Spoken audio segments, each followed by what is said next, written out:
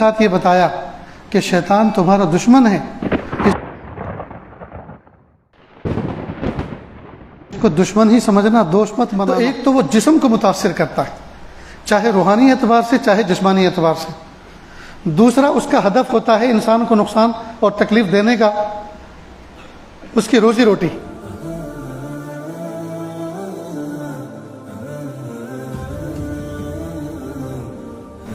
لیکن پیارے رب نے، کائنات کے خالق و مالک رب نے مجھے اور آپ کو بڑی ذمہ داری کے ساتھ یہ بتایا کہ شیطان تمہارا دشمن ہے، اس کو دشمن ہی سمجھنا، دوست مت بنانا۔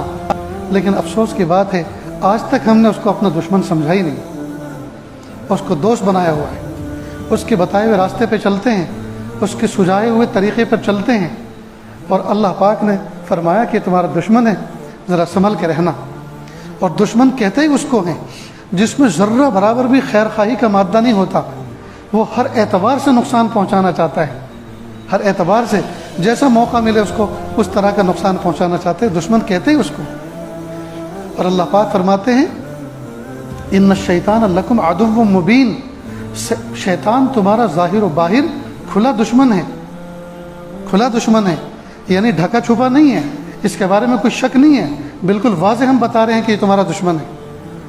جب اتنے پیارے رب ہمیں اتنے کھلے انداز سے فرما رہے ہیں، اور 100 سے زائد مرتبہ قرآن پاک میں اس کا تذکرہ ہے، لیکن افسوس کی بات ہے کہ ہم ذرہ برابر بھی اس کو اپنے ذہن پہ نہیں لے رہے کہ یہ ہمارا دشمن ہے، اس سے ہمیں ذرا باہوش رہنا چاہیے، باخبر رہنا چاہیے، ذرا اٹینشن رہنا چاہیے کہ یہ ہم پر حملہ نہ کر دے۔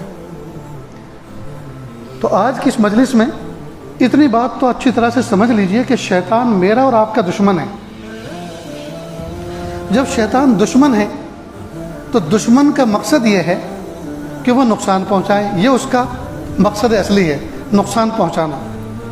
اب کن کن چیزوں میں وہ نقصان پہنچا سکتا ہے، کن کن چیزوں میں نقصان پہنچا سکتا ہے؟ وہ 3 ہیں۔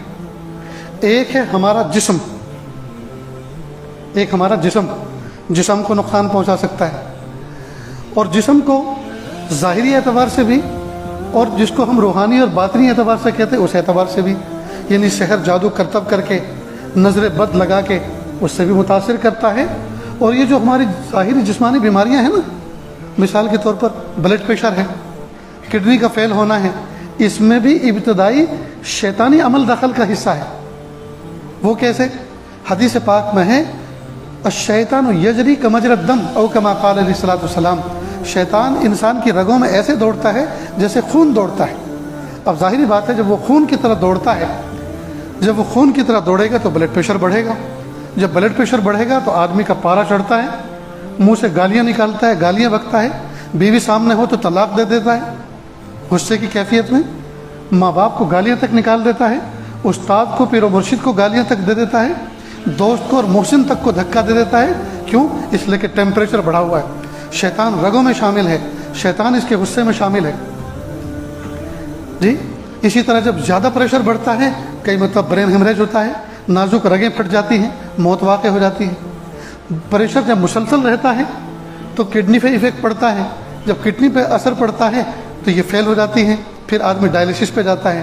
تو بظاہر ڈائلیسس کی بیماری سمجھی جاتی ہے جسمانی، لیکن ابتداءً اس میں شیطانی عمل دخل اس کا حصہ ہے۔